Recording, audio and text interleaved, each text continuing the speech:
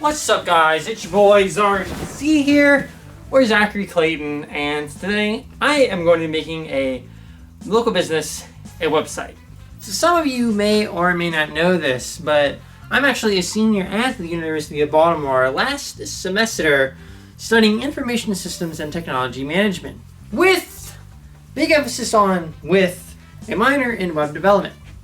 Now this obviously means that I need to take classes for, well, web development, which is how this project came to light. You see, my final project for Designing for Humans was to take a real-life client and either wireframe / prototype out either a website or app for them.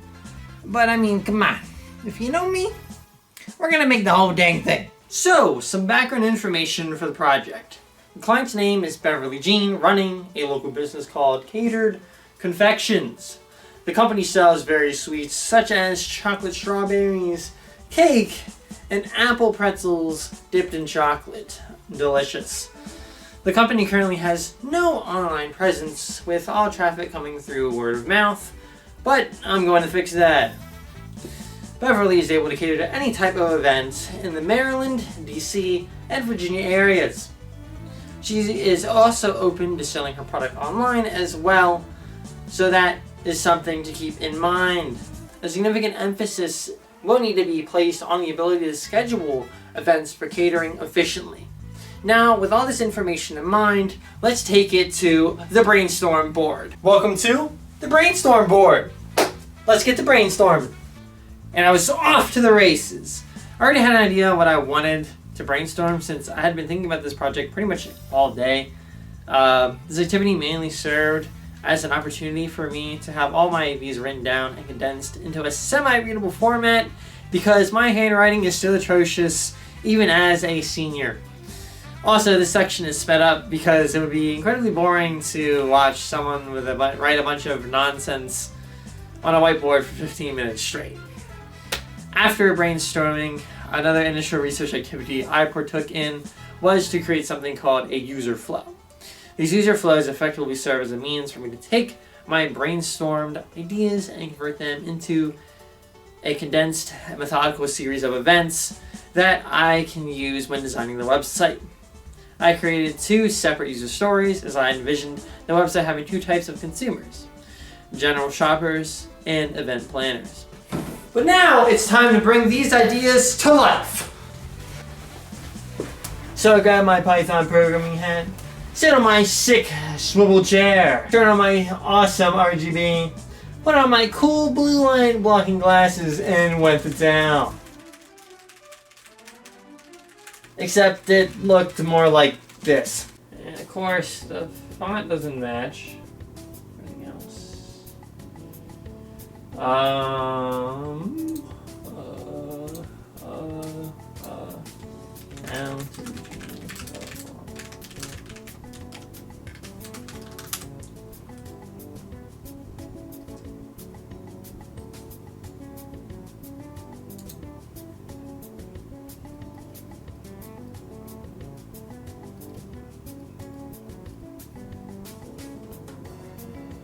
font family, okay.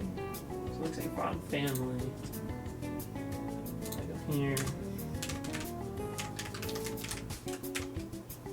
I like my font. Pacifico. And I believe it was cursive.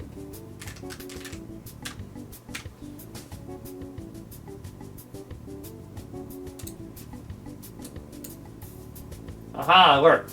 Sick.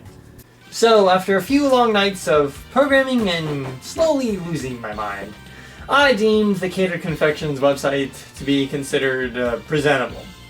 So, with an upload of a few files to my Google Cloud Linux server, the website was all ready for presentation. But who is going to look at the presentation? Now, before I get to the reviewers absolutely obliterating the website, I need to create a user study plan. So I went to town, crack-a-lackin', and typed up a storm once more. I'll let my introduction to the users speak for itself. Welcome to the Catered Confections website prototype testing event.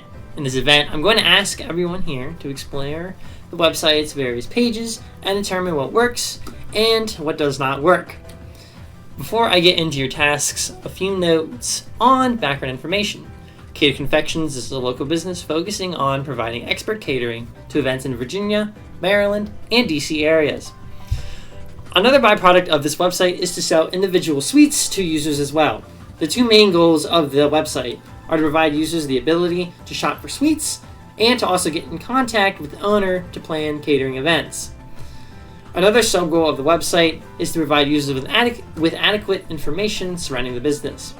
Your task is then to break the website, as this will allow me to prevent these issues from reoccurring in future iterations of the project.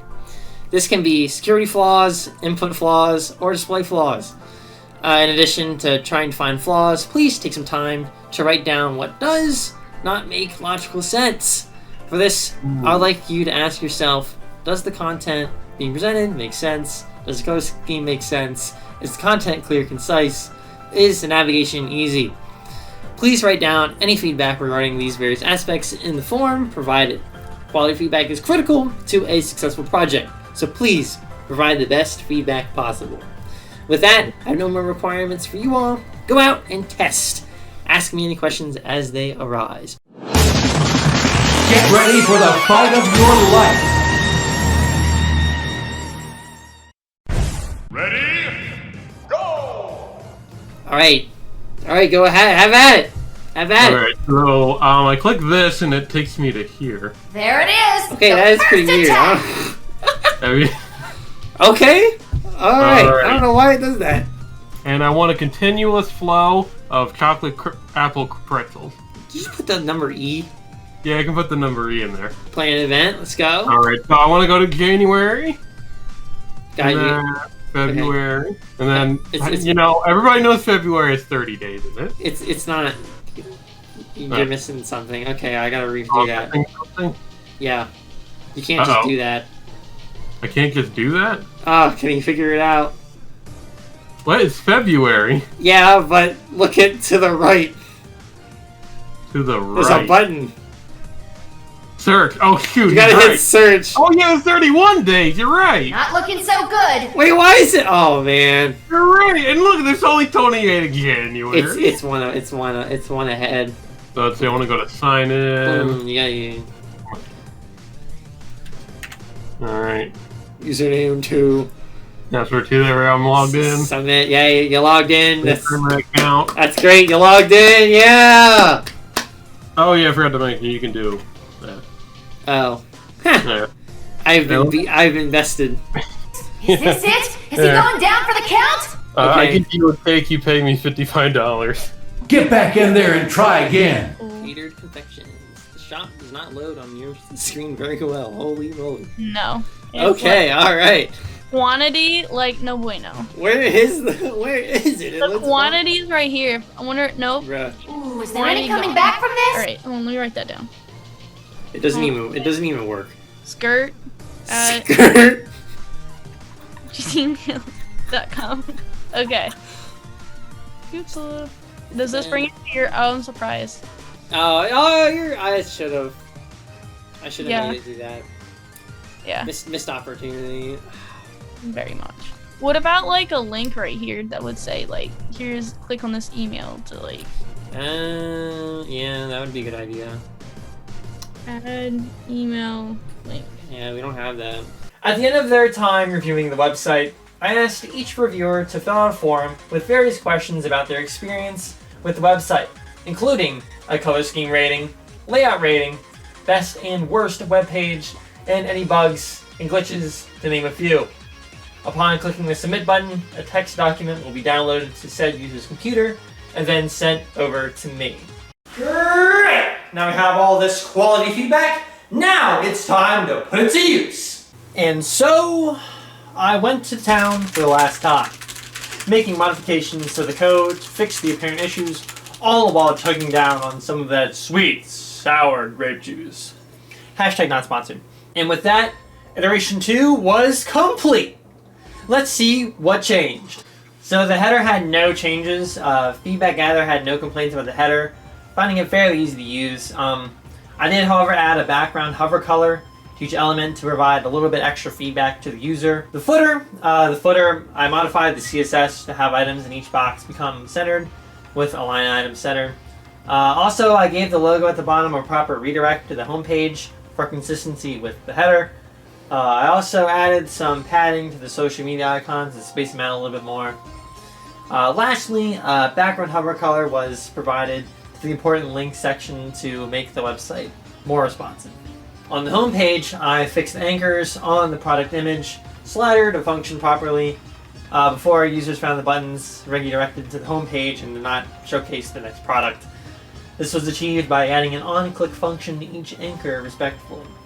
The shop page, I created shop.js to handle an alert message for the add to cart button to notify that the button properly functioned.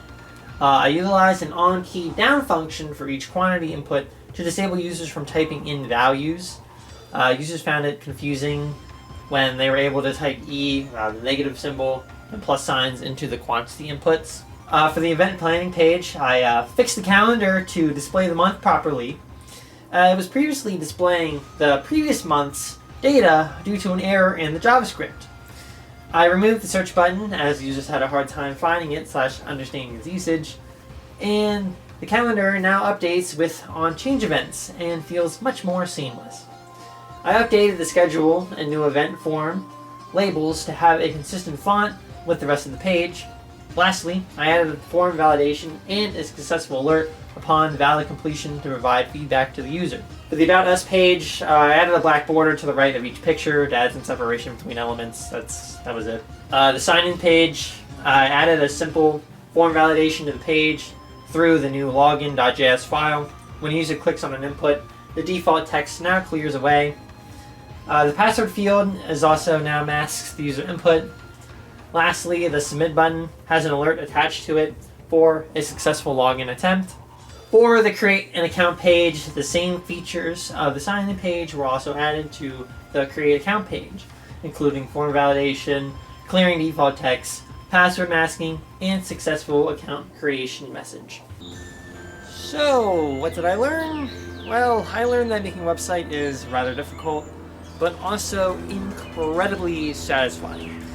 You see, not only is it very, very, very time consuming to make the website, but it's also difficult to make the website simple, yet also contain all the necessary data that the user needs to complete their functions. While I was designing each individual web page, I had to constantly ask myself, is this simple and easy to utilize, or does it even make sense at all?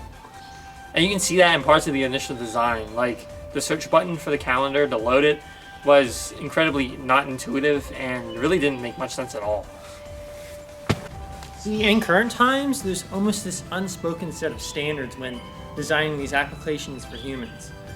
And if your app doesn't really meet these standards or breaks these standards, then users might find it rather difficult to utilize your application.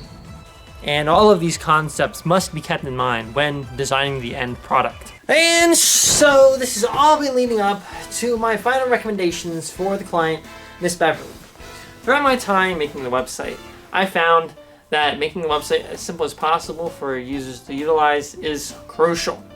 The content on the website needs to make sense and be readily available to meet the user's demands. Failure to do so can lead to a loss in potential sales after all.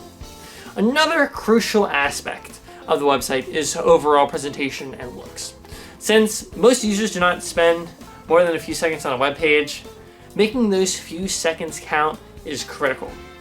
One method I found to keep viewers engaged is through dynamic moving content. This is the reason why the product slider was implemented to give the website some more visual flair and distract the viewer to pay more attention to the main focus, which is the products. People loved the color scheme that I derived, so I suggest potentially using it. I also recommend that the website be thoroughly tested prior to publication, both on the front and back end. Gathering as much data as possible before launch will create a more successful product in the long run. People hate it when things do not work, so making sure those issues are resolved as soon as possible is crucial. Anyways, folks, you made it to the end of the video. It was an absolute blast to be able to work on this project. It was so much fun learning how to make a website, you know, all the ins and outs, hosting it online, stuff like that. So much fun. And it was really nice to be able to work on a project that felt real.